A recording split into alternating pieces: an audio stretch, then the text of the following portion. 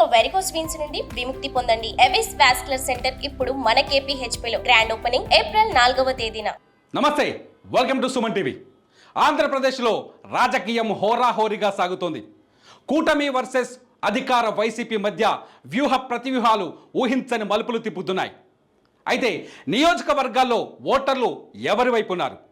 ఏ నియోజకవర్గం చరిత్ర ఎంత, ఆ నియోజకవర్గంలో ఉన్న ఓటర్ల సంఖ్య ఎంత, పోటీ చేస్తున్న అభ్యర్థుల బలాబలాలు ఎంత, గెలుపు ఎవరిని వరిస్తుంది? ఈ అంశాన్ని మీ ముందుకు తీసుకొస్తుంది సై 2024.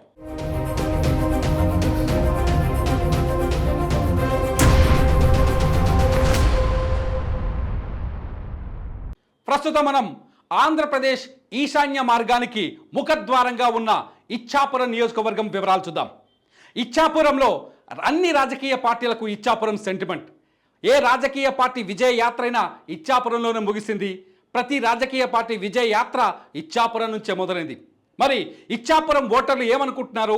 ఇచ్చాపురంలో ఓటరి నారి ఎలా ఉంటుంది? ఇచ్చాపురంలో పోటీ చేస్తున్న నాయకులు ఎవరు? ఆ వివరాలు ఇప్పుడు చూద్దాం. ఇచ్చాపురంలో మొత్తం ఓటర్ల సంఖ్య 2,61,715 ఉంది. ఇవాల్టి వరకున్న డేటా ప్రకారం మొత్తం ఓటర్ల సంఖ్య 2,61,715. ఇక్కడ పురుష ఓటర్లు 1,29,343గా కనిపిస్తున్నారు. ఇకపోతే మహిళా ఓటర్లు ఇచ్చాపురంలో కీలకంగా కనిపిస్తున్నారు. మహిళా ఓటర్లు 1,32,351 మంది. ఇక్కడ ట్రాన్స్జెండర్స్ 21 మంది ఓటర్లు ఉన్నారు. ఇచ్చాపురంలో గెలుపుని ఫలితాన్ని నిర్ధారించేది మహిళా ఓటర్లు అనేది మనకు చాలా స్పష్టంగా కనిపిస్తుంది. పురుషులతో పోలిస్తే దాదాపు 5,000 మంది మహిళలు ఎక్కువగా ఉన్నారు. మహిళలు ఎవరిని డిసైడ్ చేస్తే వాళ్ళే విజేతగా నిలిచే అవకాశం చాలా స్పష్టంగా కనిపిస్తోంది. మరి ఇచ్చాపురం నుంచి ఈసారి ఎన్నికల బరిలోకి దిగుతుంది ఎవరు? ఒకసారి చూద్దాం. ఇచ్చాపురం నుంచి అశోక్ బెందలం ఈసారి 3వసారి ఎన్నికల బరిలోకి దిగుతున్నారు. ప్రస్తుతం ఆయనే ఇచ్చాపురం టీడీపీ తరఫున ఇచ్చాపురం ఎమ్మెల్యేగా ఉన్నారు. బెందలం అశోక్ 2014, 2019లో కూడా టీడీపీ నుంచి ఇచ్చాపురం నుంచి విజయం సాధించారు. అయితే ఇచ్చాపురాన్ని కైవసం చేసుకోవాలని వైసీపీ ఆలోచిస్తోంది. ఇచ్చాపురం సీట్ని చాలా కీలకంగా తీసుకుంది. అందుకని ఈసారి ఇచ్చాపురం నుంచి పెరియా విజయను ఎన్నికల రణరంగంలోకి దించింది. పెరియా విజయకు వైసీపీ సీటు కేటాయించింది. పెరియా విజయ ప్రస్తుతం శ్రీకాకుళం జిల్లా పరిషత్ చైర్మన్గా పనిచేస్తున్నారు. ఆమె కుటుంబం కూడా ఆమె భర్త కూడా గతంలో ఎమ్మెల్యేగా పనిచేసిన అనుభవం ఉంది. ఇకపోతే కాంగ్రెస్ నుంచి మసుపర్తి చక్రవర్తి రెడ్డి షర్మిల కాంగ్రెస్ నుంచి మసుపర్తి చక్రవర్తి రెడ్డిని ఎన్నికల రంగంలోకి దించింది. చూద్దాం ఈ ముగ్గురిలో ఎవరిని విజయం వరిస్తుందో. మరి గత ఎన్నికల్ని 2019 ఎన్నికలు చూస్తే ఇచ్చాపురం రిజల్ట్ ఎలా ఉందో ఒకసారి చూద్దాం. ఇచ్చాపురంలో అశోక్ బెందలం ప్రస్తుతం సిట్టింగ్ ఎమ్మెల్యేగా ఉన్నారు. అశోక్ బెందలానికి మొత్తం ఓటర్లు గత ఎన్నికల్లో మొత్తం 79,992 ఓట్లు పోలయ్యాయి. అది 47.5%.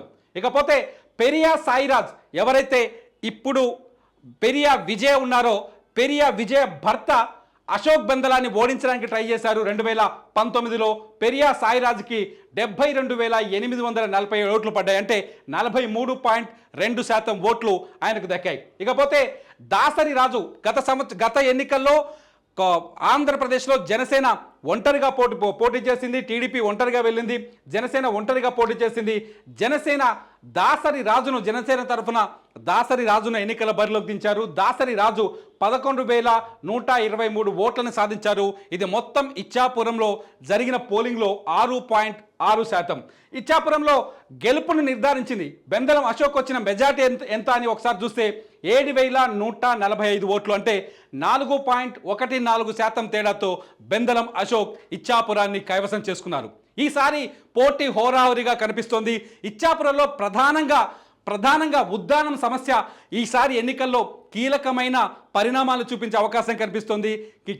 ఉద్దానం సమస్యని ఆధారంగానే ఓటింగ్ జరిగే అవకాశం కనిపిస్తుంది. సుమన్ టీవీలో మీ పర్సనల్ అండ్ బిజినెస్ ప్రమోషన్స్ కోసం కింది నెంబర్కి కాంటాక్ట్ చేయండి.